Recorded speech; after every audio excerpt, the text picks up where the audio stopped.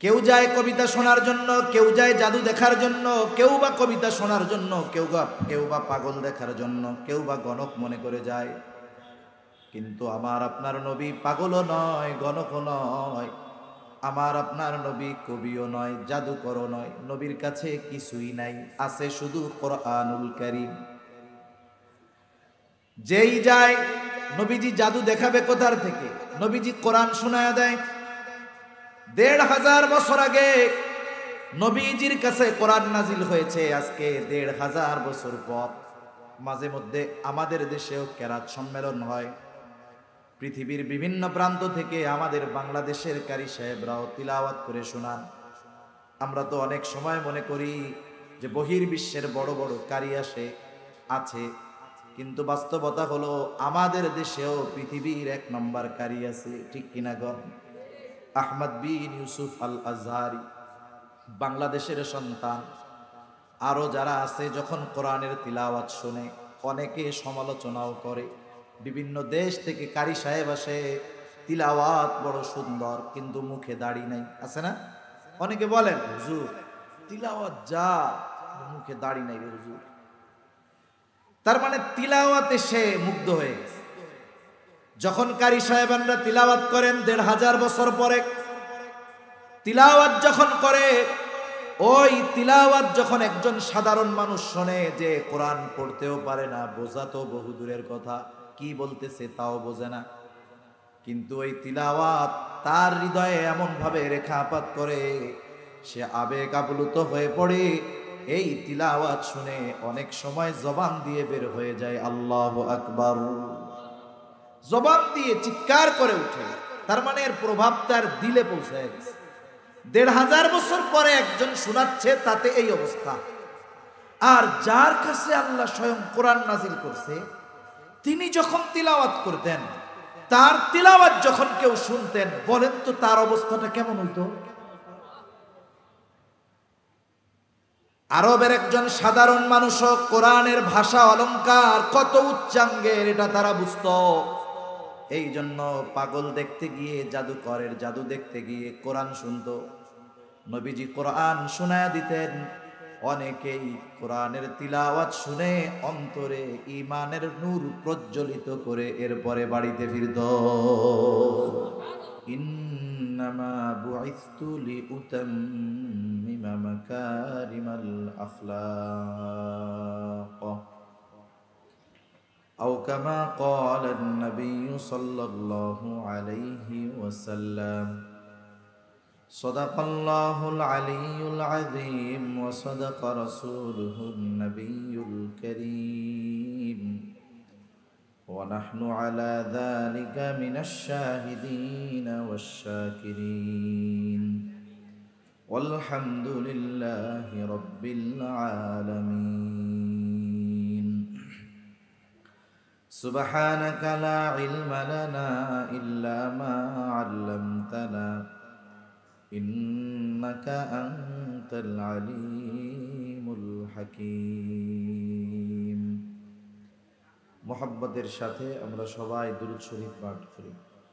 আল্লাহুম্মা সাল্লি আলা মুহাম্মাদিন ওয়া আলা আলি মুহাম্মাদ কামা সাল্লাইতা আলা ইব্রাহিম ওয়া আলা আলি ইব্রাহিম ইন্নাকা হামিদুম মাজিদ। اللهم بارك على محمد وعلى آل محمد كما باركت على إبراهيم وعلى آل إبراهيم إنك حميد مجيد. لا إله إلا الله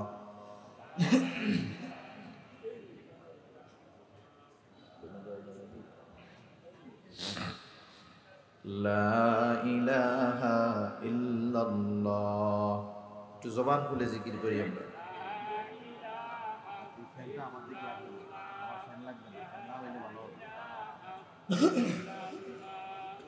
লা ইলাহা ইল্লাল্লাহ, লা ইলাহা ইল্লাল্লাহ,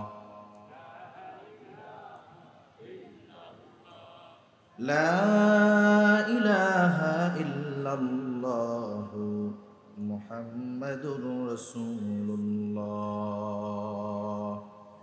সাল্লাল্লাহু আলাইহি ওয়াসাল্লাম। বাংলাদেশের রাজধানী ঢাকা, মিরপুর 1 শাহ আলী থানাধীন চিলড্রেন পার্কে মদিনাতুল উলুম মাদ্রাসা ঢাকা ও যুব সমাজ এবং এলাকাবাসীর উদ্যোগে চতুর্থ বার্ষিক ওয়াজ মাহফিল ও হালকায়ে জিকির। আজকের এই ওয়াজ মাহফিল ও হালকায়ে জিকিরের সম্মানিত শ্রদ্ধেয় সভাপতি, প্রধান অতিথি, বিশেষ অতিথিবৃন্দ সহ সম্মানিত শ্রদ্ধেয় উলামায়ে কেরাম, সামনে উপস্থিত মুরব্বিয়ানে কেরাম, সমবয়সী যুবক বন্ধু, স্নেহের ছোট ভাই, মাইকের আওয়াজ যত দূরে যায় পর্দার অন্তরালে অবস্থানরতা সম্মানিতা শ্রদ্ধা মা ও বোন, দয়াময় আল্লাহ রাব্বুল আলামিনের দরবারে অগণিত শুকর যে মহান মালিক আমাদের হায়াতে বরকত দিয়ে সুস্থ রেখে দীর্ঘ সময় পর্যন্ত বিজ্ঞ উলামায়ে কেরামের জবান থেকে খুবই গুরুত্বপূর্ণ কথা শ্রবণ করবার, আমাকেও আপনাদের খেদমতে কিছু কথা বলবার তৌফিক যে মহান মনিব দান করেছেন, সে মহান মনিবকে খুশি করার জন্য মোহাব্বতের সাথে জবান খুলে অন্তর থেকে আমরা একবার কালিমাতুশ শুকর পাঠ করি, আলহামদুলিল্লাহ। অগণিত দুরুদ ও সালাম সাইয়্যিদুল আম্বিয়া, আশরাফুল আম্বিয়া, খাতামুল আম্বিয়া, ইমামুল মুরসালিন, রহমাতুল লিল আলামিন, মুহাম্মাদুর রাসূলুল্লাহ সাল্লাল্লাহু আলাইহি ওয়াসাল্লামের উপর। আমরা কমপক্ষে এখানে যারা আছি মাহফিলের ময়দানে, আমরা সকলে রাসূল আকরাম সাল্লাল্লাহু আলাইহি ওয়াসাল্লামকে ভালোবাসি। ভালোবাসি তো ইনশাআল্লাহ করেন, তাহলে তো ভবিষ্যতে বাসবেন, এখন বাসেন। আমরা ভালোবাসি কারণ রাসূলুল্লাহ সাল্লাল্লাহু আলাইহি ওয়াসাল্লামকে ভালোবাসা, একজন যদি দাবি করে আমি ইমানদার কিন্তু রাসূল সাল্লাল্লাহু আলাইহি ওয়াসাল্লামকে ভালোবাসে না, কোনো কথা নাই, নিঃসন্দেহে সে বেঈমান, কোনো সন্দেহ নাই। আমরা রাসূলুল্লাহ সাল্লাল্লাহু আলাইহি ওয়াসাল্লামকে নিয়ে কিছু কথা বলবো। তার আলোচনা শুধু যে ওয়াজ মাহফিলে আমরা করি তা না, তার আলোচনা স্বয়ং আল্লাহ তাআলা করেন, সুবহানাল্লাহ। কোথায় যাবেন? ইমানদার যদি হতে চায় তাকে ছাড়া সম্ভব না, কোনো ইবাদত তাকে ছাড়া সম্ভব নয়। আল্লাহ তাআলা সব জায়গায় তার আলোচনা রাখছেন, শুধু তাই না, তার আলোচনাকে আল্লাহ তাআলা সমুন্নত করেছেন। আল্লাহ বলেন, ওয়ারাফা'না লাকা যিকরাক, আমি আপনার স্মরণ, আপনার আলোচনাকে সমুন্নত করে দিয়েছি। যেখানেই আল্লাহর আলোচনা সেখানেই মুহাম্মাদুর রাসূলুল্লাহ সাল্লাল্লাহু আলাইহি ওয়াসাল্লামের আলোচনা।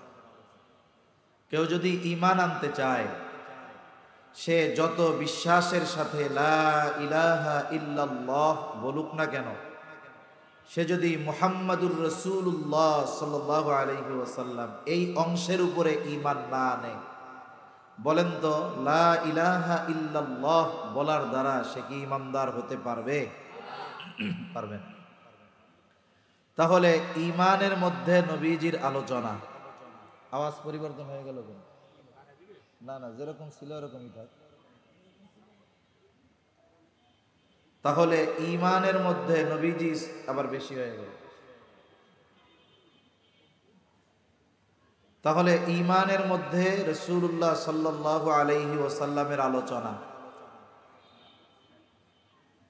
আমলের কথা বলেন, আমলের মধ্যে নবীজির আলোচনা আছে না নাই? ঈমানের পরে সবচাইতে গুরুত্বপূর্ণ ইবাদত হলো নামাজ।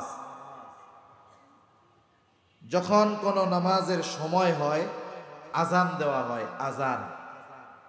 বলেন তো আজানের মধ্যে আমার আপনার নবীজির আলোচনা আছে না নাই? কেমন ভাবে নবীর আলোচনা চলে? গোটা পৃথিবীর একটা মুহূর্ত বাদ যায় না যেই সময় আল্লাহর নামের সাথে আমার আপনার নবীজির নাম উচ্চারিত হয় না। এমন একটা সময়ও বাদ যায় না। যেমন আমাদের বাংলাদেশের কথা হিসাব করেন, বাংলাদেশের একেবারে শেষ প্রান্ত দক্ষিণ পূর্ব কর্নারে আছে হলো সেন্ট মার্টিন দ্বীপ, আর উত্তর পশ্চিম কর্নারে আছে পঞ্চগড়, একবারে শেষ মাথা, 0 পয়েন্ট। সময়ের ব্যবধান কত, রাস্তার দূরত্ব না, সময়ের ব্যবধান।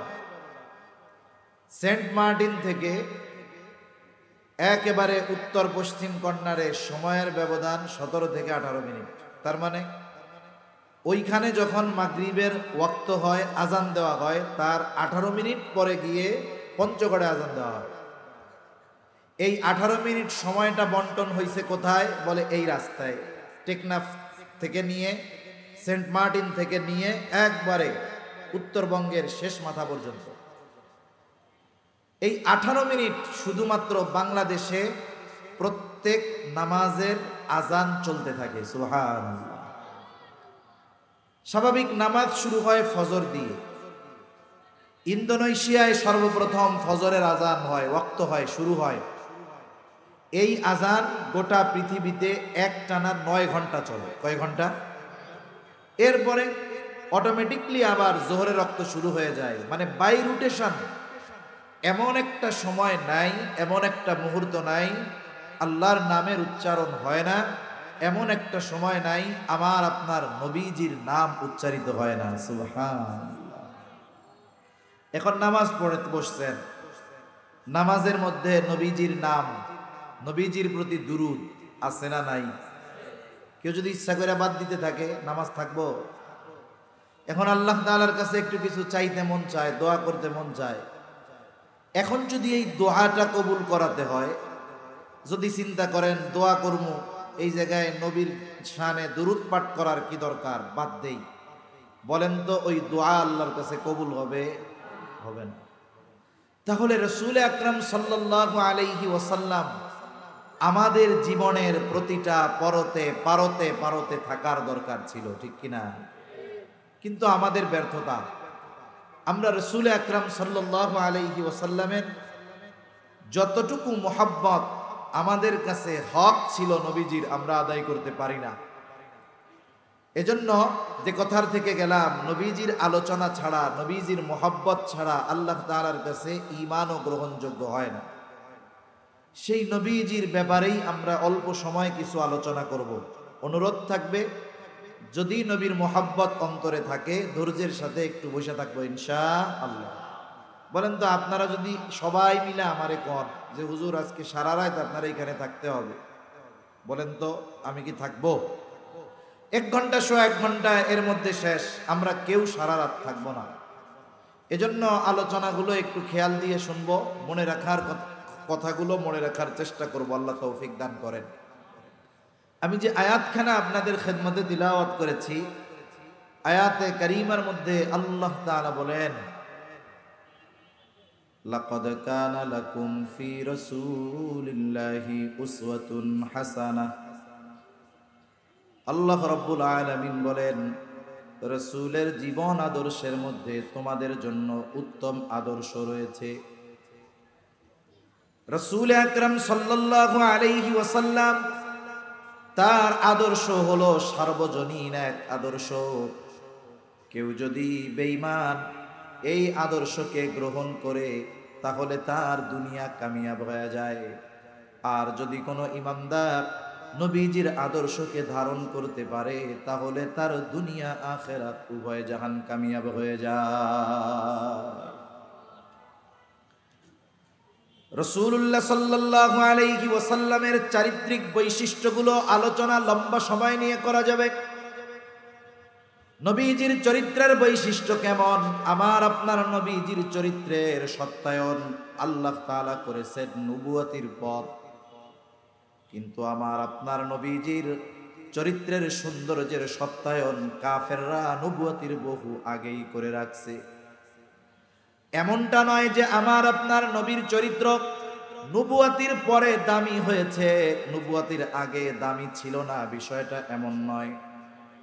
বরং আল্লাহ তাআলা আমার আপনার নবীর চরিত্রকে কেমন করে হেফাজত করেছেন, আমার আপনার নবীজির নবুয়তির পরে শরীয়তে ইসলামে যেই বিষয়গুলো হারাম করা হয়েছে, নিষিদ্ধ করা হয়েছে, আমার আপনার নবী নবুয়তির আগে ওই ধরনের কোনো কাজ তার দ্বারা কখনোই সংগঠিত হয় না। যেমন শরীয়তে মদ হারাম। মদ কি বলেন তো? হারাম। নবুয়তির পরপরই মদ হারাম হয়েছে তা না। নবুয়তের পরে 4 ধাপে আল্লাহ তাআলা মদকে হারাম করছে। তাহলে বোঝা গেল নবুয়তির পরেও কিছুদিন মদ খাওয়া জায়েজ ছিল।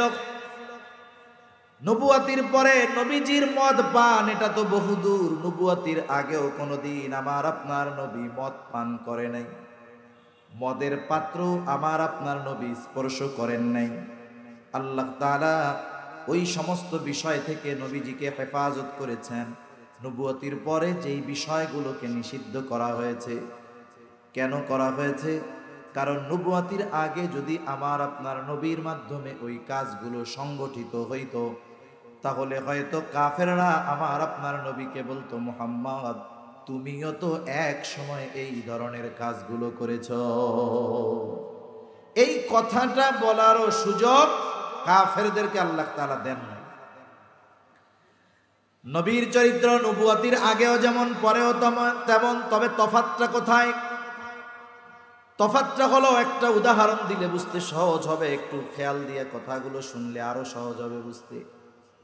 মনে করেন একটা লোক সৌদি আরব থেকে একটা স্বর্ণের বার কিনে এনেছে, বার বা বিস্কিট যা আপনি বলেন না কেন।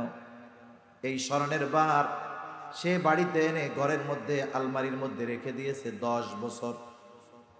10 বছর পরে যখন সে ওই স্বর্ণের টুকরাটা বারটা বের করবে, বলেন তো যখন সে বাজার থেকে দোকান থেকে স্বর্ণের বার কিনেছিল ওই সময় যেই উজ্জ্বলতা ছিল 10 বছর পর সেই উজ্জ্বলতা থাকবে নাকি? উজ্জ্বলতা নাই ঠিক, কিন্তু দাম কি কমে গেছে? দাম কমে নাই, হয়তো উজ্জ্বলতা কম। স্বর্ণকারের কাছে গিয়ে যদি অ্যাসিড পানির মধ্যে একটা চুবনি দেওয়া হয় আবার চকচক করতে থাকবে। নবীজির নবুয়তির আগের চরিত্র হলো ওই রকম। ওই সময়ও স্বর্ণ, পরেও স্বর্ণ। তবে নবুয়তির পরে কেমন হইল? স্বর্ণ যেমন অ্যাসিড পানি দিয়ে ধোয়ার কারণে তার উজ্জ্বলতা বেড়ে যায়, দাম কমে বাড়ে না, উজ্জ্বলতা বাড়ে। আমার আপনার নবীকে আল্লাহ তাআলা নবুয়ত দেওয়ার মাধ্যমে চরিত্রের উজ্জ্বলতা এত বাড়ায় দিয়েছেন। আগে যেই চরিত্রের মাধুর্যতায় মুগ্ধ ছিল মক্কাবাসী, আর নবুয়তির পরে নবীজির ওই চরিত্রের মাধুর্যতায় মুগ্ধ হয়ে গেছে গোটা বিশ্ববাসী। এমন এক চরিত্র আল্লাহ তাআলা আমার আপনার নবীকে দান করছে। নবুয়তির আগে আমার আপনার নবীকে কেমনে আল্লাহ তাআলা হেফাজত করেছেন নবীজি বলেন। একবার মক্কার মধ্যে একটা বড় বিবাহের আয়োজন হলো। মক্কার সব মানুষ ওই জায়গায় গেছে, বিবাহ অনুষ্ঠান।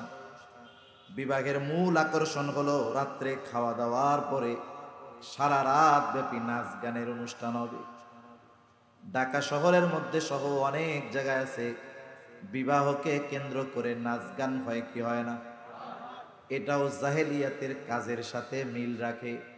যারা প্রকৃত ঈমানদার তাদের বিবাহ অনুষ্ঠানে এই ধরনের গুনার কাজ কখনোই হতে পারে না।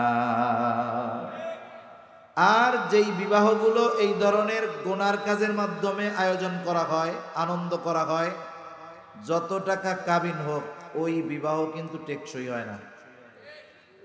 যদিও কোনো মতে সংসার টিকা থাকে কিন্তু শান্তি হয় না। আল্লাহ তাআলার রহমত ওইটার মধ্যে থাকে না। এজন্য বিবাহে কম খরচ হওয়ার দরকার, গুনাহমুক্ত তো হওয়ার দরকার, সাথে সাথে কম খরচ হওয়ার দরকার। এখন তো স্ট্যাটাসের বিষয় যে আমার প্রতিবেশী তার মেয়ের বিবাহ দিছে কমিউনিটি সেন্টার, ওইটাই এসি নাই, আর আমি দিব আরো ভালোটাই, নাইলে ইজ্জত থাকে।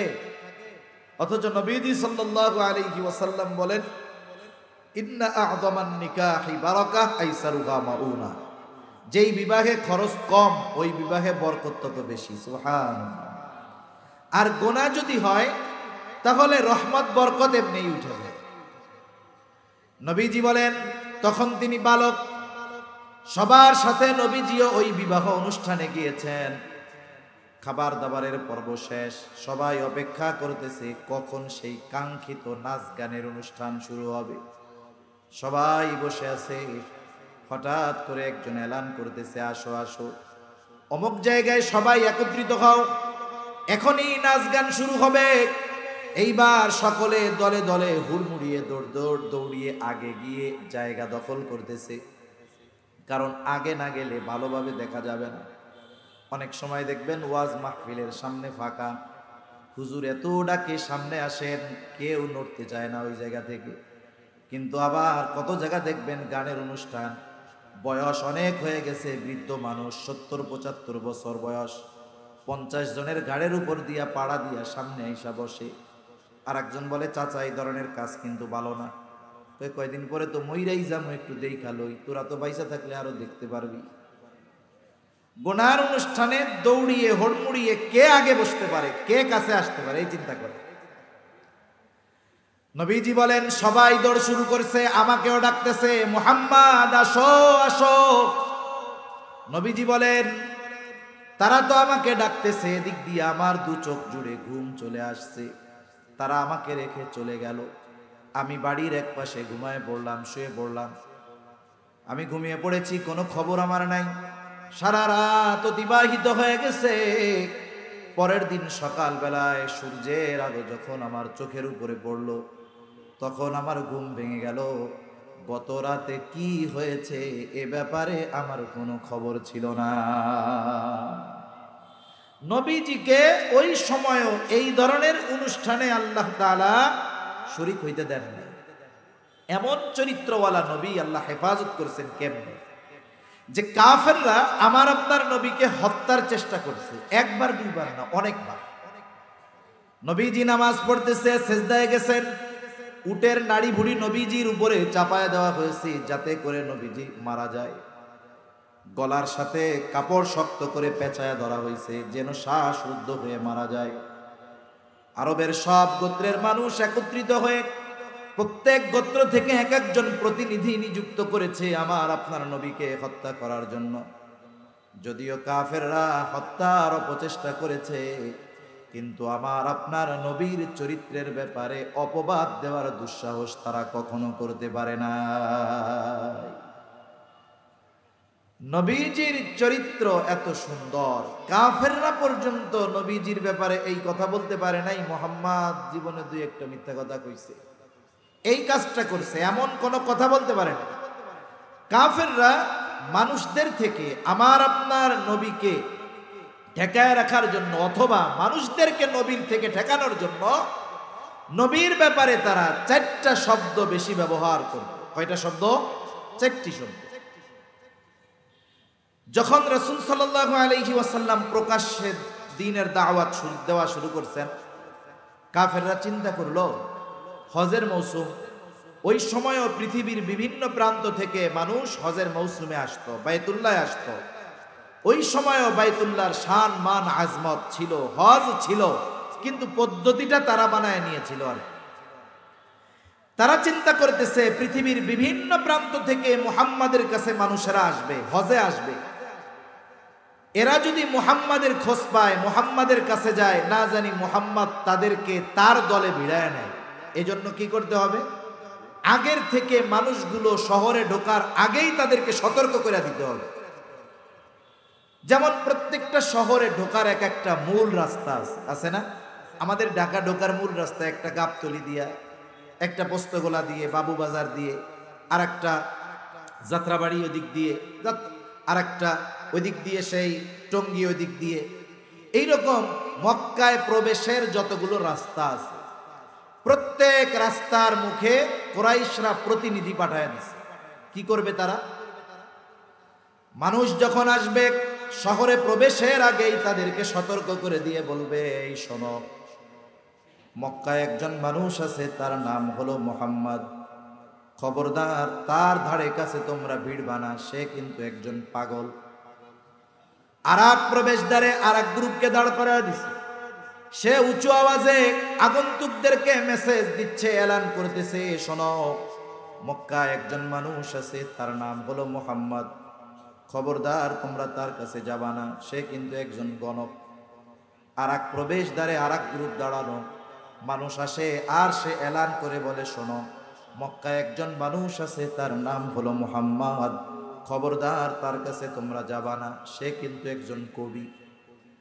আর এক প্রবেশদ্বারে আর এক গ্রুপ দাঁড়ানো, তারা বলতেছে, শোনো, মক্কায় একজন মানুষ আছে, তার নাম হলো মুহাম্মদ। খবরদার তার কাছে তোমরা যাবা না, সে কিন্তু জাদুকর। এই চারটি শব্দ নবীজির ব্যাপারে তারা ব্যবহার করত। কিন্তু এই চারটি বিষয় কোন ব্যক্তির চারিত্রিক অধঃপতনের কারণ হতে পারে না। এগুলোর দ্বারা কারো চারিত্রিক বৈশিষ্ট্যের ব্যাপারে অপবাদ অথবা চারিত্রিক কোনো বিষয়ের দুর্বলতা বোঝায় না। তা মানুষ যারা আসতেছিল এরা তো কেউ মুহাম্মদকে চিনতই না। প্রথম তো নামটা মানুষের কানে পৌঁছানোর দরকার, ঠিক না? আল্লাহ কাদের দিয়ে পৌঁছাইছেন? এখন সবাই আসছে, সবার মুখে এক আওয়াজ, মুহাম্মদ কে রে? সে নাকি কবি, সে নাকি জাদুকর।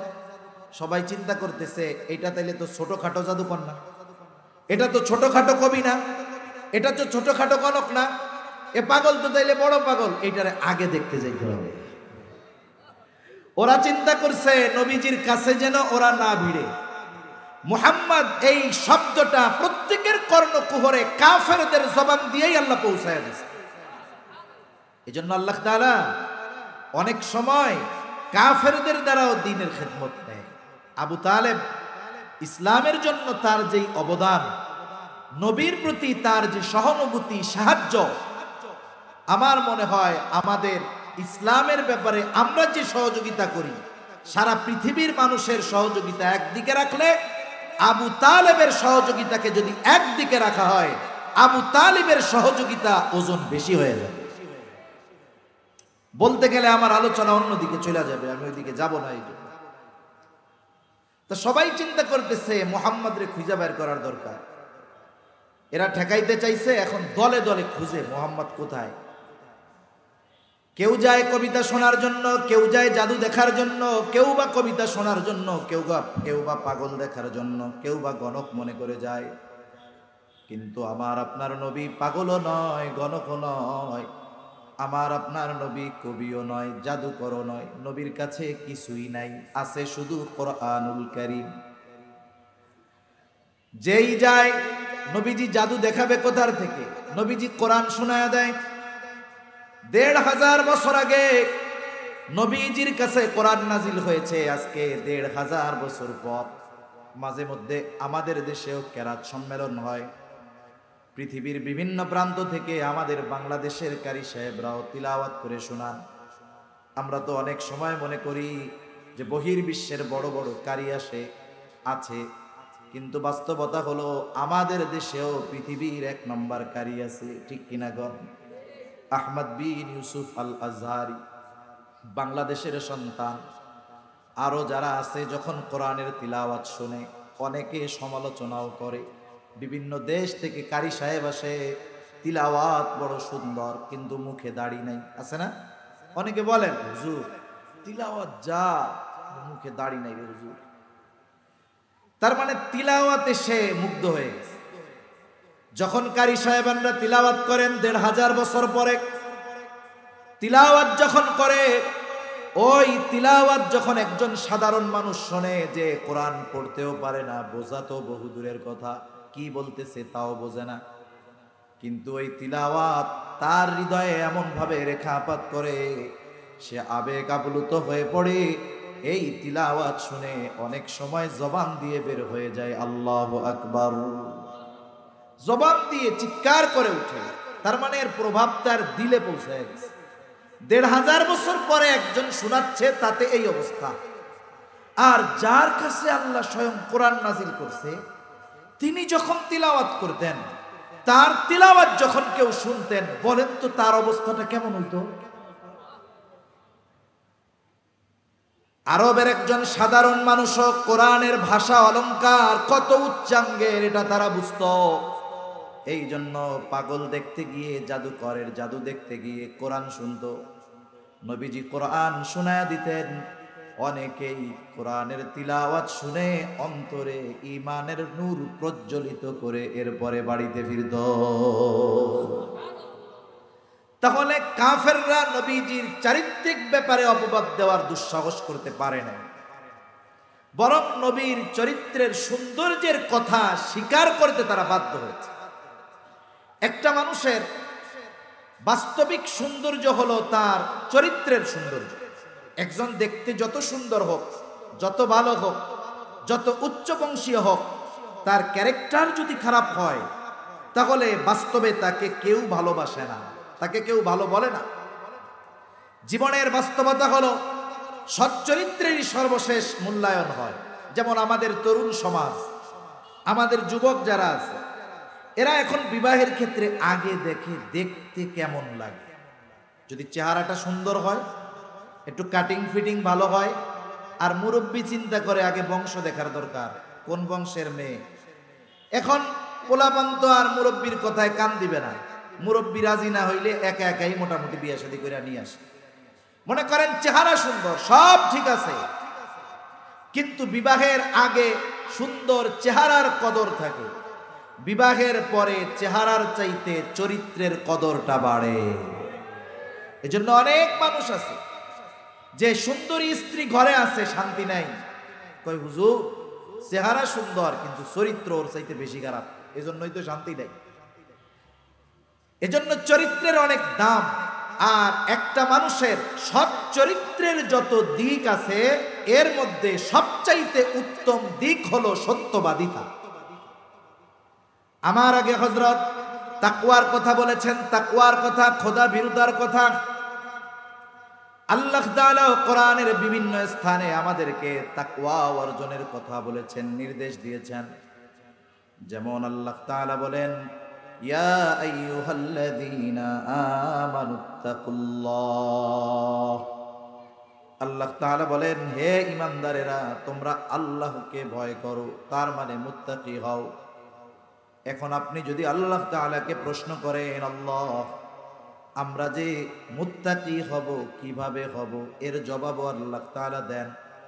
মুত্তাকি হওয়ার যতগুলো প্রসেস আল্লাহ তাআলা বলেছেন, এর মধ্যে অন্যতম পদ্ধতি নির্দেশনা হলো আল্লাহ তাআলা বলেন, ওয়াকুনু মা'আস সাদিকিন, সত্যবাদীদের সঙ্গে হয়ে যাও। এখানে আল্লাহ বলেন নাই যারা আবেদ তাদের সঙ্গী হও, আল্লাহ বলেছেন সত্যবাদীদের সঙ্গী হও। তার মানে যিনি প্রকৃত সত্যবাদী, তার মধ্যে বাকি সব ভালো গুণ পাওয়া যায়। কথা বুঝতে পারছেন না?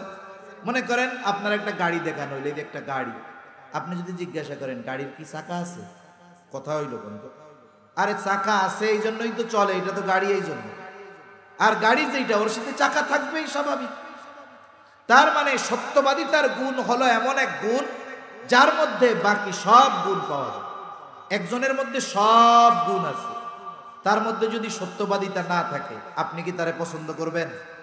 পছন্দ করবেন না। আমার আপনার নবীজি পরিপূর্ণ সত্যবাদিতার গুণে গুণান্বিত ছিলেন।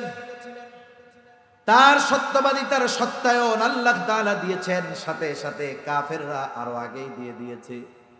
নবীজির বয়স যখন 20-এর কোঠায়, কাফেররা তখনই আমার আপনার নবীজির উপাধি দিয়েছে আল আমিন আস-সাদিক, সত্যবাদী, আমানতদার, বিশ্বস্ত।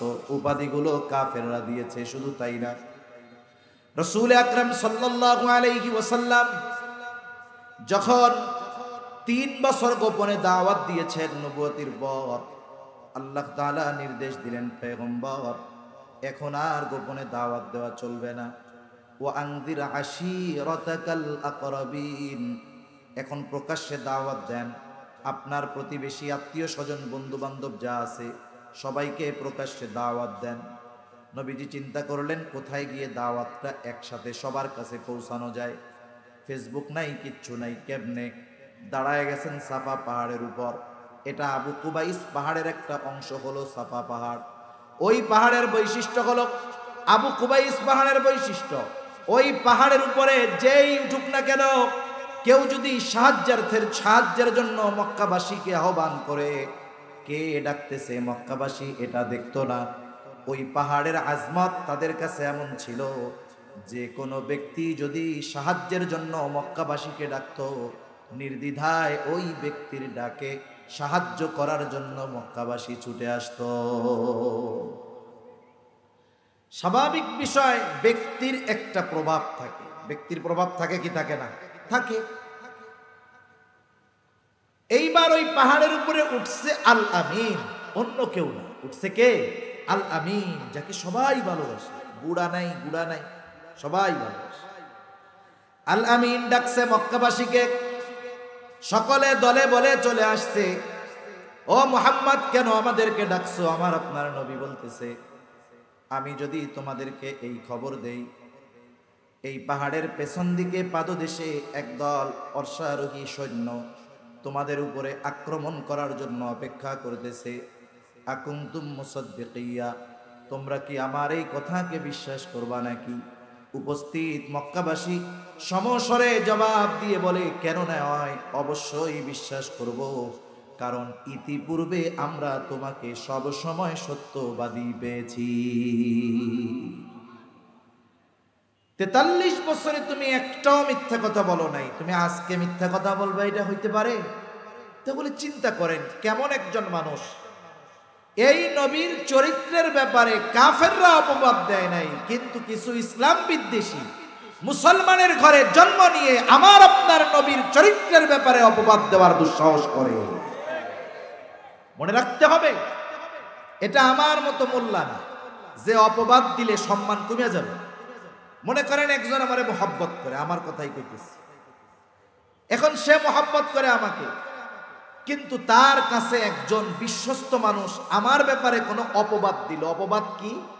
যেই অপরাধ বা যেই খারাপ কাজ আমি করি নাই, এইটা আমার নামে বইলা চালায় দিল। আমরা মানুষ, স্বাভাবিকভাবে কি হবে, ওই ব্যক্তির সাময়িকভাবে হলেও চিন্তা করবে, এটা হইলেও হইতে পারে, মানুষ তো পাওয়া যায় না, ঠিক কিনা বলেন? যদি এক দলের মধ্যেই কথা বলে যারা সবাই আমার, আর উম্মতের এই জুলুমের কারণে নবীর প্রতি ভালোবাসা বাড়তে থাকে, ঠিক কিনা বলেন? নবীর মুহাব্বত, নবীর ভালোবাসা, এটা মুমিনের অন্তরে বাড়ে। আর নবীজির অপবাদ দেওয়ার মাধ্যমে নবীজির সম্মান কমানোর কোনো সুযোগ নাই। এরপরেও কাফেররা নবীর ব্যাপারে কি অপবাদ দেয়, ইসলাম বিদ্বেষীরা কি দেয়, কাফেরদের চাইতে মুসলমানের ঘরে জন্ম নেওয়া নাস্তিক ইসলাম বিদ্বেষী নবীর ব্যাপারে অপবাদ দেওয়ার দুঃসাহস করে বেশি। অপবাদগুলোর মধ্যে একটা বলে যে মুহাম্মদ 25 বছরের যুবক 40 বছরের খাদিজাকে বিবাহ করেছে সম্পদের লোভে, নাউজুবিল্লাহ বলে। অথচ ইতিহাস বলে এমনটা নয়, আমার আপনার নবী খাদিজাকে বিবাহের প্রস্তাবই দেন নাই, বরং খাদিজার পক্ষ থেকে আমার আপনার নবীকে বিবাহের প্রস্তাব দেওয়া হয়েছে। খাদিজাতুল কুবরা রাদিয়াল্লাহু তাআলা আনহা নবীজির সাথে বিবাহের আগে ওনার 2 জন স্বামী ইন্তেকাল করেছেন। ওনার বয়স 37 বছর। ওই সময় তিনি আরবের একজন প্রসিদ্ধ ব্যবসায়ী, তিনি একজন বুদ্ধিমতী বিদুষী নারী ছিলেন। অনেক বড় বড় রাজা বাদশাহ সম্পদশালী মানুষ বিবাহের প্রস্তাব দিয়েছে, উনি ফিরায় দিয়েছেন। উনি দৃঢ় প্রতিজ্ঞাবদ্ধ হলেন যে বাকি হায়াত উনি এমনিই কাটায় দিবেন, বিবাহ শাদী করবেন না। ব্যবসা চলতেছে, একজন প্রসিদ্ধ ব্যবসায়ী হয়ে গেছেন। ওনার বয়স তখন 37, আমার আপনার নবীর বয়স তখন 22। খাদিজাতুল কুবরা রাদিয়াল্লাহু তাআলা আনহা তার ব্যবসার সবচাইতে বড় কাফেলা প্রেরণ করবেন সিরিয়ায়। ওনার ব্যবসা ছিল এক্সপোর্ট ইম্পোর্টের ব্যবসা। মক্কার যেই জিনিসগুলোর চাহিদা সিরিয়ার বাজারে আছে, এইগুলো মক্কা থেকে সিরিয়ায় পাঠাইতেন। এই পণ্যগুলো ওইখানে বিক্রয় করবার পর সিরিয়ার যেই পণ্যগুলোর মক্কায় চাহিদা আছে ওইগুলো কিনে আনাইতেন, আইনা মক্কার বাজারে বিক্রয় করাইতেন। এই কাফেলার জন্য একজন বিশ্বস্ত মানুষ দরকার, যে আমানতদারিতার সাথে এই কাফেলা পরিচালনা করবে। মক্কার মধ্যে খবর পড়ে গেছে যে খাদিজা এইরকম বড় একটা কাফেলা প্রেরণ করবে, একজন দায়িত্বশীল মানুষ সে খুঁজতেছে। ওই বছর মক্কায় একটু দুর্ভিক্ষ ছিল। আবু তালেব চিন্তা করলো ভাতিজা মুহাম্মদকে যদি দায়িত্ব দিয়ে পাঠানো যায় তাহলে তো ভালোই হবে। আমার আপনার নবীর কাছে এসে আবু তালেব প্রস্তাব দিচ্ছে, মুহাম্মদ, খাদিজা তো তার কাফেলার জন্য একজন জিম্মাদার খুঁজতেছে, তুমি গিয়া বলো যে তুমি এই কাফেলার দায়িত্ব নিতে চাও। তুমি যদি দায়িত্ব নিতে চাও তাহলে খাদিজা তোমাকে দায়িত্ব দিবে। আমার আপনার নবী বললেন, চাচা, আমি নিজে যেচে দায়িত্ব নিব না।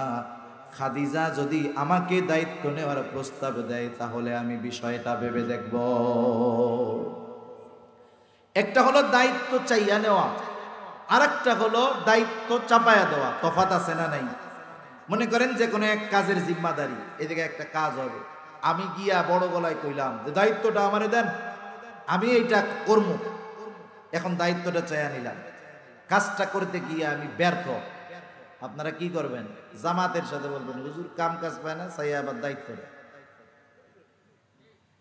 কিন্তু আমি দায়িত্ব নিতে চাই না, আপনারা সবাই আমারে চাপাই দিচ্ছেন দায়িত্ব, হুজুর করেন, আমরা আছি। এখন ওই দায়িত্ব পালনে আমি ব্যর্থ হইলাম। আপনারা কিছু বলার আগে উল্টা আমি জোর গলায় বলবো, দায়িত্ব দিছেন কেন? নিতে চাইছিলাম, ঠিক না? তার মানে দায়িত্ব চেয়ে নিলে কিছু বলার নাই, কিন্তু দায়িত্ব যদি চাপায়া দেওয়া হয় ওই দায়িত্ব পালনে আপনারা সহযোগিতা করবেন, এটাই স্বাভাবিক, ঠিক কিনা বলেন? চিন্তা থাকবে আমরা দায়িত্ব দিছি, নারে তো ফেল হইতে দেওয়া যাবে না। এই জন্য দায়িত্ব চেয়ে নেওয়া আর দায়িত্ব চাপায়া দেওয়া বা দায়িত্ব দেওয়া বিষয়টা এক নয়। পবিত্র কোরআনুল কারীমে একটা সূরা আছে, সূরার নাম হলো সূরা লোকমান। তিনি নবী ছিলেন না, তবে প্রজ্ঞাবান একজন ব্যক্তি ছিলেন। ওনার ব্যাপারে তাফসীরের মধ্যে আসছে, ওনাকে নবুয়াত এবং হিকমত এই দুটো থেকে একটা বেছে নেওয়ার সুযোগ দেওয়া হয়েছে। নবুয়াত কত মর্যাদাপূর্ণ বিষয়, প্রত্যেকটা নবী পরিপূর্ণ হিকমতওয়ালা, কোনো সন্দেহ নাই। কিন্তু তিনি জানার পরেও নবুয়াতকে গ্রহণ করেন নাই, হিকমতকে গ্রহণ করেছেন। মানুষেরা জিজ্ঞাসা করে, লোকমান, নবুয়াতের মতো মর্যাদাপূর্ণ বিষয় গ্রহণ করার সুযোগ থাকার পরেও কেন আপনি হিকমতকে গ্রহণ করলেন? কারণ আপনি যদি নবুয়াত গ্রহণ করতেন হিকমত অটোমেটিক পাওয়া যাইতেন, তাইলে নবুয়াত গ্রহণ করলেন না কেন? উনি বললেন, আল্লাহ তাআলা যদি আমাকে নবুয়াত দেওয়ার ইচ্ছাই করতেন তাহলে বেছে নেওয়ার জন্য কোনো অপশন দিতেন না, সরাসরি নবুয়াত আমাকে দিয়ে দিতেন। দুটো থেকে একটা বেছে নেওয়ার মানে হলো আমাকে ইখতিয়ার দেওয়া হয়েছে, মানে নিজের থেকে আমি যদি নবুয়াতি গ্রহণ করতাম তাহলে এই দায়িত্ব পালনে যদি কোনো ত্রুটি বিচ্যুতি হয়ে যাইত তাহলে জবাবদিহিতার কাঠগড়ায় দাঁড়ানো লাগতো। আর যদি আল্লাহ আমাকে নবুয়াত সরাসরি দিতেন, ওই দায়িত্ব পালনে যত ব্যবস্থাপনা গ্রহণ করার দরকার সব কিছু যিনি গ্রহণ করতেন তিনি কে? আল্লাহ তাআলা সব কিছুর ব্যবস্থা করতেন। আরেকটা উদাহরণ দেই, তাহলে আরেকটা বুঝতে সহজ হবে। আমার আপনার নবীকে নবুয়াত দিয়েছেন কে? আল্লাহ দিয়েছেন। নবুয়াতির প্রাথমিক দিকে যখন ওহী আল্লাহর নবীর কাছে আসে, জিবরাইল আলাইহিস সালাম নবীকে পড়ে শোনান। নবীজি পড়া শেষ হওয়ার আগেই পড়া শুরু করে দেন। কেন? কারণ যা বলছে যদি এটা ভুলে যায় তাহলে কি হবে? এজন্য নবীজি তাড়াহুড়ো করে পেরেশান থাকতেন, বলার সাথে সাথে নিজের জবান আওড়ানো শুরু করে দিতেন, মানে পড়া শুরু করতেন নিজে বারবার। এই অবস্থা আল্লাহ তাআলা তো দেখেন। আল্লাহ রাব্বুল আলামিন আমার আপনার নবীকে জানায় দেন, লা তুহাররিক লিসানাকা লিতাআজালা বিহি ইন্না আলাইনা জামআহু ওয়া কুরআনাহু ফাইযা ক্বরানাহু ফাত্তাবি' কুরআনাহু সুম্মা ইন্না আলাইনা বায়ানাহু। আল্লাহ রাব্বুল আলামিন বলেন, হাবিব, লা তুহাররিক লিসানাকা লিতাআজালা বিহি, আপনি আপনার জবানকে বারবার আওড়াবেন না, আপনি পেরেশানি হবেন না, তাড়াহুড়ো করবেন না, আপনি ভুইলা তো যাবেন না। শুনে নেন, ইন্না আলাইনা জামাআহু ওয়া কুরআনা। আপনি মনে করতেছেন আপনি যদি ভুলে যান, না পড়েন, তাহলে মনে হয় কোরআন হারায়া যাবে। না না, ইন্না আলাইনা জামাআহু ওয়া কুরআনা, এই কোরআন আপনাকে পড়ায়া দেওয়ার, এই কোরআন সংরক্ষণ করার জিম্মাদারি আমি আল্লাহ। আল্লাহ তাআলা এরপরে বলেন আপনি কি করবেন, ফাইদা করানাহু ফাত্তাবি' কুরআনা। আপনাকে যখন আমি কোরআন শোনাই, মানে আমার পক্ষ থেকে জিবরাইল যখন আপনাকে কোরআন শোনায়, আপনি তার অনুসরণ করেন। তার মানে আপনি শুনতে থাকেন, আপনি শ্রবণ করতে থাকেন, চিন্তা করেন না। আরে অর্থ, শব্দ, সব কিছুর হেফাজত তো আমি করব, সাথে সাথে কোনটার কি ব্যাখ্যা হবে এটাও আপনি চিন্তা করবেন না। ইন্না আলাইনা জামাআহু ওয়া কুরআনা। আল্লাহ তাআলা বলেন আপনি ফাত্তাবি' কুরআনা সুম্মা ইন্না আলাইনা বায়ানা। এই কোরআনের কোন জায়গার কি ব্যাখ্যা হবে, এই ব্যাখ্যা বুঝায় দেওয়ার দায়িত্ব আমি আল্লাহ। কোরআনের শব্দ, মর্মার্থ, ব্যাখ্যা সব কিছুর হেফাজতের দায়িত্ব আল্লাহ তাআলা নিয়েছেন। এজন্য ১৫০০ বছর পরেও কোরআনের একটা নুক্তাও পরিবর্তন হয় না। তা এই দায়িত্বটা আল্লাহ কেন নিছেন? আল্লাহ তাআলা নবুয়তি দিচ্ছেন নবীকে। এখন এই দায়িত্ব সম্পাদনে যত ব্যবস্থাপনা দরকার, সব কিছুর ব্যবস্থাপনা আল্লাহ তাআলা করবেন। এজন্য দায়িত্ব দেওয়া আর দায়িত্ব নেওয়া এক জিনিস না। আবু তালেব চলে গেছে খাদিজাতুল কুবরার কাছে, গিয়ে বলে ও খাদিজা, শুনলাম তুমি নাকি কাফেলা প্রেরণ করবা, একজন জিম্মাদার খুঁজতেছো। আমার ভাতিজা মুহাম্মদ, দায়িত্বটা তাকে দেওয়া যাইতে পারে। খাদিজার কপালে চিন্তার ভাঁজ ছিল যে দায়িত্বটা কাকে দেওয়া যায়। খাদিজা চিন্তা করছে মুহাম্মদ জীবনেও এই দায়িত্ব নিবে না, এই জন্য তার কথা মাথায় আনেও নাই। কিন্তু যখন আবু তালেব বলছে, খাদিজার চিন্তা দূর হয়ে গেছে, সাথে সাথে বলে অবশ্যই কোনো অসুবিধা নাই। তার মানে আগ্রহ আছে। আবু তালেব এইবার বলে ভাতিজা তো যাইবে, কিন্তু শর্ত আছে। কি শর্ত? বলে তুমি যদি তাকে গিয়ে প্রস্তাব দাও এই দায়িত্ব নেয়ার, তাহলে সে দায়িত্ব নিতে পারে। খাদিজা কি বলতেছে শুনেন। খাদিজা বলে আবু তালেব, মুহাম্মদ ব্যতীত তুমি যদি অন্য কারো ব্যাপারে এই কথা বলতা, আমি কখনোই তোমার কথা মেনে নিতাম না। যেহেতু মুহাম্মদ, তাকে প্রস্তাব দিতে আমার কোনো আপত্তি নেই। এইবার খাদিজা আমার আপনার নবীকে প্রস্তাব দিলেন যে কাফেলার দায়িত্ব আপনি গ্রহণ করেন। নবীজি দায়িত্ব গ্রহণ করলেন, কাফেলা রওনা হয়ে গেল। এই কাফেলার সাথে দেখভাল করার জন্য, খেদমতের জন্য খাদিজা আর একজন গোলাম ছিল, নাম হলো মাইসারা। একে বলা হতো খাদিজার চোখ। খাদিজা বলতেন ও হলো আমার চোখ। তার মানে মাইসারার দেখা আর খাদিজার দেখা একই, এমন বিশ্বস্ত মানুষ। জিম্মাদারি দেওয়া হলো সবার খেদমতের, বিশেষ করে আমার আপনার নবীজির ব্যাপারে খেয়াল রাখার কথা বলা হলো। সফর শেষ, নবীজি সিরিয়ায় গেলেন, প্রায় দ্বিগুণ লাভে পণ্য বিক্রয় করলেন।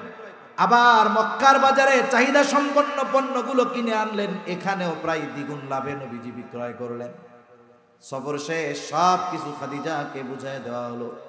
খাদিজা এবার মাইসারার কাছে গোটা সফরের কারগুজারি শুনতে চায়, ঘটনা শুনতে চায়। এইবার গোটা সফরের ঘটনা শোনায়। এর মধ্যে নবীজির ব্যাপারে স্পেশাল কয়েকটা কথা সে খাদিজাকে বলে মুহাম্মদ, তার সাথে আমরা একেবারে পরিষ্কার আকাশ, কোথাও কোনো মেঘ নাই, প্রচণ্ড রোদ, তার সাথে আমরা পথ চলতেছি। আকাশের কোথাও কোনো মেঘ নাই, কিন্তু দেখতে পাইতাম মুহাম্মদ যেই জায়গায় চলে, আকাশের এক খণ্ড মেঘ সর্বদা মুহাম্মদকে ছায়া দিতে থাকে। এটা হলো দুইজন ফেরেশতা তাদের ডানা দিয়ে নবীজিকে ছায়া দেয়। আবার বলতেছে এক জায়গায় মুহাম্মদ বিশ্রাম নিচ্ছে, গাছের ছায়ায় বিশ্রাম নিচ্ছে। স্বাভাবিক বিষয় হলো সূর্যের আলো সরে যাওয়ার সাথে সাথে ছায়াও সরে যাবে, এটাই ছিল কথা। কিন্তু আমি খেয়াল করলাম সূর্য সরে গেছে কিন্তু ছায়া সরে না। আমি কাছে গিয়ে খেয়াল করে দেখি সূর্য সরে গেছে কিন্তু গাছ ঝুঁকে মুহাম্মদকে ছায়া প্রদান করতেছে। আর এক জায়গায় গেছে, নবীজি বিশ্রাম নিচ্ছে, এক পাদ্রীর সাথে মাইসারার দেখা। নবীজিকে দেখে মাইসারাকে জিজ্ঞাসা করে কে এই যুবক, সব পরিচয় দিছে। বাড়ি মক্কায়, কুরাইশ বংশের হাশেমি গোত্রের ছেলে, বাবার নাম আব্দুল্লাহ, মায়ের নাম আমিনা, দাদার নাম আব্দুল মুত্তালিব। এই পরিচয় যখন পাইছে, পাদ্রী বলতেছে এই যুবক হয়তো ভবিষ্যতের নবী হবে। কথাগুলো সব খাদিজার কাছে এসে বলল। খাদিজার চাচাতো ভাই ছিল আরাকা বিন নাওফাল। ওই যে ওহী নাজিল হওয়ার পরে নবীজিকে যার কাছে নিয়ে যাওয়া হয়েছিল, এটা তো আরো 20 বছর পরের ঘটনা প্রায়। কিন্তু ওই সময় আরাকা বিন নাওফালের কাছে গিয়ে জিজ্ঞাসা করতেছে, খাদিজা কাছাকাছি সময় কোনো নবী টবি আসার টাইম আছে নাকি? তুমি তো বড় আলেম। আরাকা বিন নাওফাল বলে, হ্যাঁ, কিতাবের বর্ণনা অনুযায়ী মনে হয় অচিরেই আরব ভূখণ্ডে কোনো নবীর আগমন ঘটবে। খাদিজা তো একজন বুদ্ধিমতী মহিলা, বুঝতে পারছে যে নবী হওয়ার যত সিফত দরকার, গুণাবলী দরকার, মুহাম্মাদের মধ্যে তো আছেই। নবুয়তি পায়া গেলেই তো হয়ে গেল, ঠিক না? এইবার খাদিজা কি করে, বান্ধবীদের মজলিসে খালি আমার আপনার নবীর প্রশংসা করে। কোন মেয়ে যদি বান্ধবীদের মজলিসে কোনো ছেলের প্রশংসা করে, স্বাভাবিক বান্ধবীরা মজা করে হলেও বলবে তারে মনে হয় তোমার খুব পছন্দ হয়, তাই না? বান্ধবীরাও বলতেছে খালি মুহাম্মাদের কথা কও, তাহলে এক কাজ করো, বিবাহের প্রস্তাব দিয়ে দাও। খাদিজা বলে, আমি যদি মুহাম্মাদকে প্রস্তাব দেই আর যদি সে আমার প্রস্তাব ফিরাইয়া দেয়, আমি লজ্জা পেয়ে যাব। এইবার ওই মেয়েটা বলে, তাইলে আমি তোমার পক্ষ থেকে প্রস্তাব দিয়া দেই।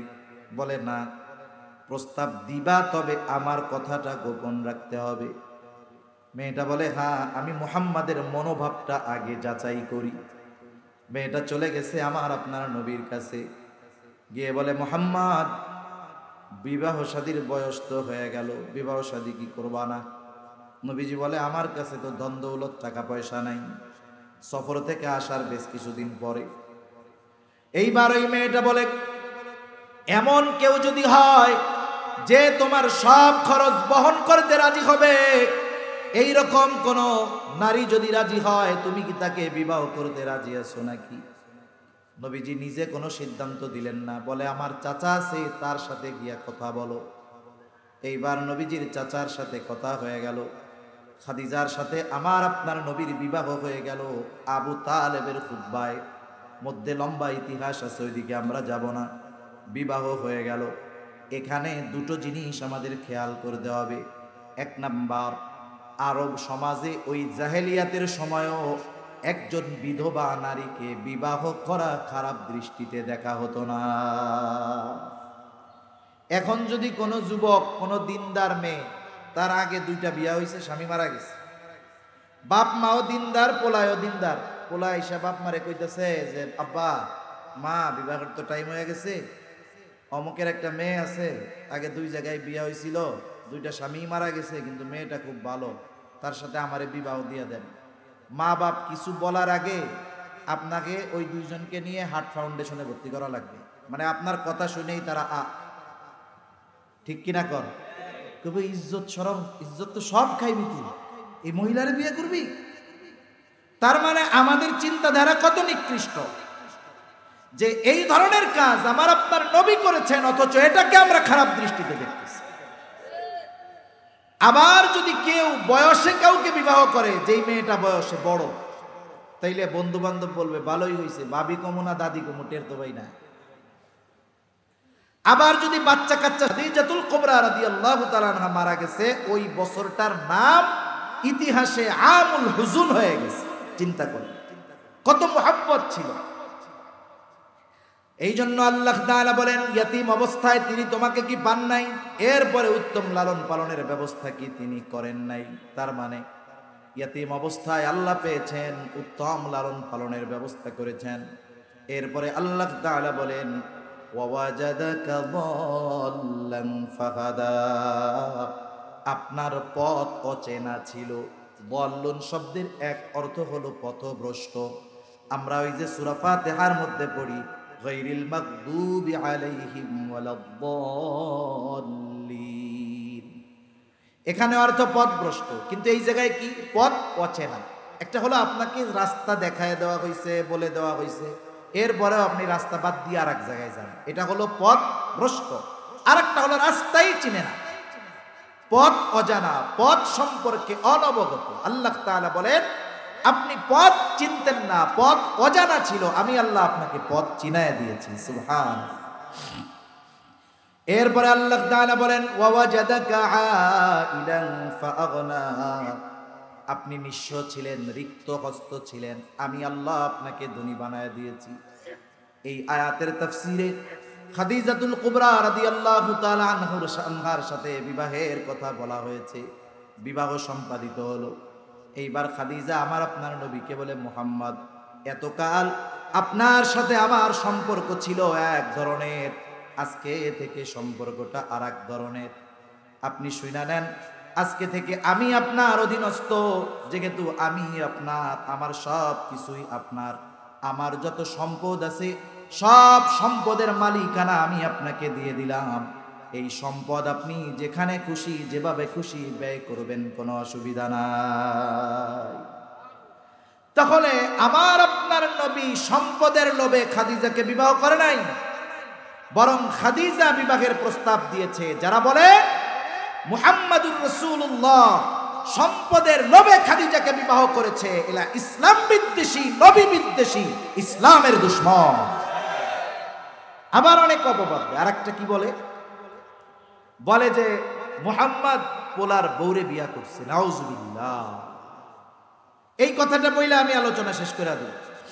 দেখেন, জাহেলিয়াতের সময় একটা কুসংস্কার ছিল। অনেক মানুষ আছে না, যে তার সন্তান টন্তান হয় না, সে আরেকজনের ছেলে আইনা লালন পালন করে, হয় না এরকম? সে ছেলে লালন পালন করতেছে, এখন এটা পালক পুত্র। এই পালক পুত্র যখন প্রাপ্তবয়স্ক হয়ে যাবে, তখন ওই যে পালক মা, এনার সাথে আর দেখা করতে পারবে না। তখন এনার সাথে এনার কি করতে হবে? পর্দা করতে হবে। যদি 2 বছরের আগে সন্তানটাকে আনে আর কোনোভাবে কারো সাথে দুধ সম্পর্ক হয়ে যায়, যেমন মনে করেন একজন মহিলা একটা ছেলেরে আনছে, বয়স 1.5 মাস 2 মাস, নিজের স্তনে দুধ নাই, কিন্তু বোনের সন্তান আছে, দুধ পান করে এরকম, এবার বোনের দুধ পান করাই দিচ্ছে, এক্ষেত্রে সম্পর্ক তো ভিন্ন হয়ে গেল। এখন ওই মহিলা ছেলে বড় হওয়ার পরেও তার সাথে কি সম্পর্ক হবে? এই যে তার দুধ মা হইল তার বোন, এই সম্পর্কের কারণে এখন সে তার সামনে যাবে, অসুবিধা নেই। কিন্তু যদি এই ধরনের কোনো সম্পর্ক না হয়, স্বাভাবিকভাবে লালন পালন করতেছে, ছেলেটা প্রাপ্তবয়স্ক হওয়ার পরে ওই মহিলার সাথে ছেলের পর্দা করতে হবে। একটা মেয়ে লালন পালন করতেছে, দুধের কোনো সম্পর্ক হয় নাই, বড় হইছে, বাপ ছোটবেলা কোলে নিছে, আদর করছে, চুমা দিছে পালক পিতা। মেয়ে প্রাপ্তবয়স্কা হয়ে যাওয়ার পরে ওই মেয়ের সাথে এই বাবার পর্দা করতে হবে, কারণ দুধের তো কোনো সম্পর্ক হয় নাই। যদি এই বাবার কোনো বোন থাকতো, বোন যদি সন্তান থাকতো যে স্তন দুধ পান করতেছে, এর দিয়া যদি দুধ পান করায় দিত, তখন সম্পর্কটা ভিন্ন হয়ে যায়। এজন্য জাহেলিয়াতের সময়ে বদ অভ্যাসটা ছিল, কুসংস্কার ছিল, পালক পুত্রদেরকে নিজের পুত্রের মতোই মনে করা হইতো। ঔরসজাত সন্তান যেমন সম্পদের মালিক হয়ে যাইত, ওয়ারিস হিসাবে ওইরকম তারাও হয়ে যেত। এটা যুগের পর যুগ ধরে চলে আসতেছে এই কুসংস্কার। রাসূল আকরাম সাল্লাল্লাহু আলাইহি ওয়াসাল্লামের পালক পুত্র যায়েদ, খাদিজা রাদিয়াল্লাহু তাআলা আনহাকে তার এক ভাই দিছিল গোলাম যায়েদকে, এক বাজার থেকে কিনা। বিবাহের পরে খাদিজা আমার আপনার নবীজিকে দিয়ে দিছে যে ধরেন এই গোলাম আপনারে আমি দিলাম। একটা সময় যায়েদের পিতামাতা খোঁজ পাইছে যে যায়েদ তো ওই মক্কার মুহাম্মদ সাল্লাল্লাহু আলাইহি ওয়াসাল্লামের কাছে আছে। রাসূল সাল্লাল্লাহু আলাইহি ওয়াসাল্লামের কাছে তার মা বাবা আসছে, আসার পরে অফার করছে, নবীজি বলছে নিয়ে যাও, কোনো অসুবিধা নেই। কিন্তু ছোট বাচ্চা যায়েদ নবীজির আদর্শে, আখলাকে এতটা মুগ্ধ হইছে, বাপ মারে কয় তোমরা যাও গা, আমি তোমাদের লগে যাবো না, আমি এইখানে থাকবো। জোরার কি করার নাই, মা বাপ ছেড়ে গেছে। নবীজি এইবার তাকে আজাদ করে নিজের পুত্র হিসাবে ঘোষণা দিয়েছেন, পালক পুত্র। এই যায়েদের সাথে নবীজির ফুফাতো বোন যায়নাব বিনতে জাহাশের বিবাহ নবীজি নিজেই দিয়েছেন। নবীজি নিজেই বিবাহ দিয়েছেন যায়েদের সাথে, কিন্তু বনাবনি হয় নাই। যায়নাব বিনতে জাহাশ কুরাইশ বংশের একজন নারী, আর যায়েদ গোলাম ছিল। নিজেদের মধ্যে বনাবনি হয় না। নবীজি বহুত চেষ্টা করছেন, লম্বা কথা আমি সংক্ষেপে বলতেছি আর। এক মজলিসে জায়নাব বিনতে জাহাসের ব্যাপারে কিছু কথা বলতে বলতে ওই মজলিসেই তালাক দিয়ে দিয়েছে। যাই হোক, লম্বা কথা। এখন আল্লাহ তাআলার পক্ষ থেকে নির্দেশ আসছে, আপনি জায়নাব বিনতে জাহাসের বিবাহ করবেন। চিন্তা করছেন? শতাব্দীর পর শতাব্দী এক ধারাবাহিকতায় যেই কাজ চলে আসতেছে, এখন এটার বিপরীতে দাঁড়িয়ে পালক পুত্র তালাকপ্রাপ্তা স্ত্রীকে বিবাহ করবে। কিছু কিছু বিষয় আছে যেটা বলার চাইতে করলে এটার প্রভাব বেশি পড়ে, বলার চাইতে করলে বেশি পড়ে। একটা উদাহরণ দিই। পঞ্চম হিজরিতে, ষষ্ঠ হিজরি চলে, তখন মুসলমানেরা ওমরা করার জন্য মক্কার উদ্দেশ্যে রওনা হয়েছে। মদিনা থেকে মক্কার 10 ভাগের 9 ভাগ পথ তারা অতিক্রম করছে, বাকি আছে আর 1 ভাগ পথ। এই সময় কাফেরদের সাথে একটা ঐতিহাসিক চুক্তি হয়েছে, হুদাইবিয়ার সন্ধি। যেই জায়গায় চুক্তিটা হয়েছে ওই জায়গায় একটা কুয়া আছে, হুদাইবিয়া নাম, ওই হিসাবে সন্ধির নাম হুদাইবিয়ার সন্ধি। চুক্তি হইল, চুক্তির যতগুলো ধারা, সব ধারাগুলো দৃশ্যমান এমন যে কাফেরদের পক্ষে, মুসলমানদের বিপক্ষে। এর মধ্যে একটা কি, এই বছর যাইতে পারবে না মক্কায়, ফিরা যাইতে হইব। আর তারা প্রায় 6 বছর পরে আসছে, আল্লাহর ঘরটা একটু দেখবো, আত্মীয় স্বজনের সাথে একটু দেখা করব, এত কাছে এসে ফিরে যাইতে হবে, এর চেয়ে কষ্টের আর কি আছে। আবার বাকি ধারাগুলো মুসলমানদের বিপক্ষে মনে হইতেছে। সবার মন খারাপ, সবার খেয়াল অন্যদিকে। নবীজি বলতেছেন, উপস্থিত সাহাবায়ে কেরাম যারা ছিল সবাইরে বলতেছে, তোমরা মাথা মুন্ডায় ফেলো, আর যার সাথে যা আছে কোরবানি দিয়া ফেলো, জন্তু টন্তু যা আছে জবাই দিয়া দাও। নবীজি এই কথা বলছেন 3 বার। কয়বার? একজনেরও কোনো হুঁশ নেই, কেউ নড়েও না চড়েও। নবীজি ভিতরে চলে গেছেন। ওই সফরে নবীজির সাথে ছিলেন উম্মে সালামা রাদিয়াল্লাহু তাআলা আনহা। নবীজি গিয়ে সাহাবায়ে কেরামের এই অবস্থার কথা ওনার কাছে বললেন। উম্মে সালামা নবীজিকে বললেন যে তারা মানসিকভাবে বিধ্বস্ত, কারণ এত কাছে এসে ফিরে যাবে। তারা হয়তো আপনার কথা খেয়াল করে নাই। আপনার কথা যদি তারা খেয়াল করতো, আপনার আদেশ তারা অমান্য করতে পারে না। আপনি এক কাজ করেন, আপনার পশুটা নিয়ে আপনি তাদের সামনে গিয়া জবাই করে দেন, কিছু বলার দরকার নেই। নবীজি এইবার কিছু না বলে নিজের পশুটাকে নিয়ে যখন তাদের সামনে জবাই করে দিলেন, সকলে মুহূর্তের ভিতরে উঠে গেল, মাথা মুন্ডায় ফেললো, যার সাথে যেই প্রাণী ছিল সকলে কোরবানি করে দিল। তাহলে এখানে বলার চাইতে করার প্রভাবটা বেশি। এখন নবীজি সাল্লাল্লাহু আলাইহি ওয়াসাল্লামের মাধ্যমে এই কাজ করিয়ে আল্লাহ তাআলা শতাব্দীর পর শতাব্দী ধরে চলে আসা কুসংস্কারের কবর রচনা করতে চান। এই বিবাহ দুনিয়ার কেউ পড়ায় নাই, আরশে আজিমের মালিক আল্লাহ পড়ায় দিয়েছে। এই জন্য জায়নাব বিনতে জাহাশ রাদিয়াল্লাহু তাআলা আনহা অন্যান্য স্ত্রীদের উপরে গর্ব করে বলতেন, আরে তোমাদের বিবাহ হইছে জমিনে, আর আমার বিবাহ আল্লাহ তাআলা পড়িয়েছেন আসমানে। এখন তো শুরু হয়ে গেছে যে মুহাম্মদ পোলার বউরে বিয়ে করছে। আর আল্লাহ তাআলা বলেন, মা কানা মুহাম্মাদুন আবা আহাদিম মির রিজালিকুম ওয়ালাকির রাসূলুল্লাহ। আল্লাহ তাআলা বলেন, মুহাম্মদ সাল্লাল্লাহু আলাইহি ওয়াসাল্লাম তোমাদের কোনো পুরুষের পিতা নন, তিনি হলেন আল্লাহ তাআলার রাসূল। একটু চিন্তা করে দেখেন, নবীজির এই কর্মের মাধ্যমে আল্লাহ তাআলা কুসংস্কারের কবর রচনা করলেন। আর ইসলাম বিদ্বেষীরা বলে, নাউজুবিল্লাহ, আমার আপনার নবী নাকি পুত্রবধূকে বিবাহ করেছে, নাউজুবিল্লাহ। এজন্য এই ধরনের অনেক অপবাদ ওরা দেয়। ওরা যতই অপবাদ দিক, নবীর প্রতি আমাদের ভালোবাসা কমবে? কমবে না। এখন ভালোবাসা তো হৃদয়ে আছে, এই ভালোবাসা বাস্তবিক জীবনেও প্রয়োগ করতে হবে। নবীর মুহাব্বত বাস্তবিক কর্মের দ্বারাও আমাদেরকে প্রমাণ করতে হবে। আমি আর লম্বা করব না কথা। নবীর চরিত্র যদি অনুসরণ করি, আমাদের জন্য ঠক বা ঠগার কোনো কিছু নেই। আমি আপনি যদি সঠিকভাবে চলতে চাই, জীবন আদর্শ, নবীর জীবন আদর্শকে গ্রহণ করতে হবে।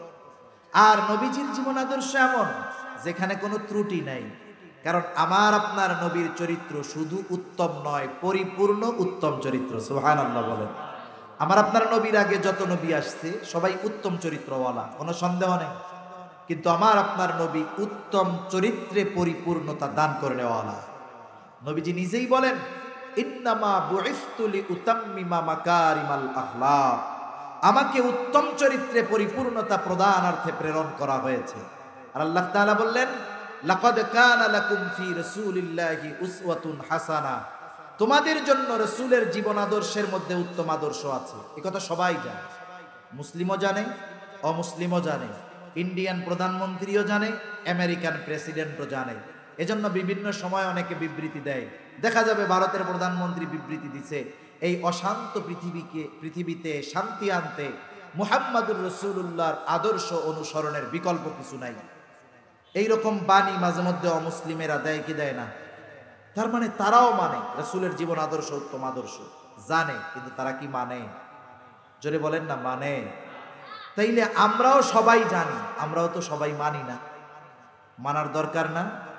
কারা মানতে পারে জানেন?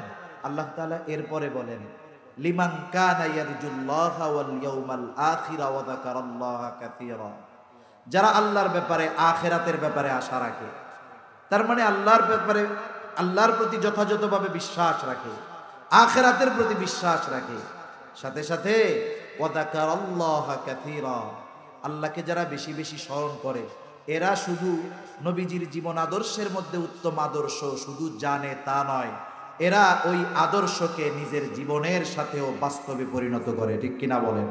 এজন্য আমরা সবাই আশিকে রাসূল, নবীর অনুসরণের মাধ্যমে এই মুহাব্বতের পূর্ণ প্রতিদান পরিচয় আমরা দিব তো ইনশাআল্লাহ। আল্লাহ তাআলা তৌফিক দান করেন। সকলে বলি আমিন। ওয়া আখিরু দাওয়ানা আলহামদুলিল্লাহি রাব্বিল আলামিন। আসসালামু আলাইকুম ওয়া রাহমাতুল্লাহি ওয়া বারাকাতুহু।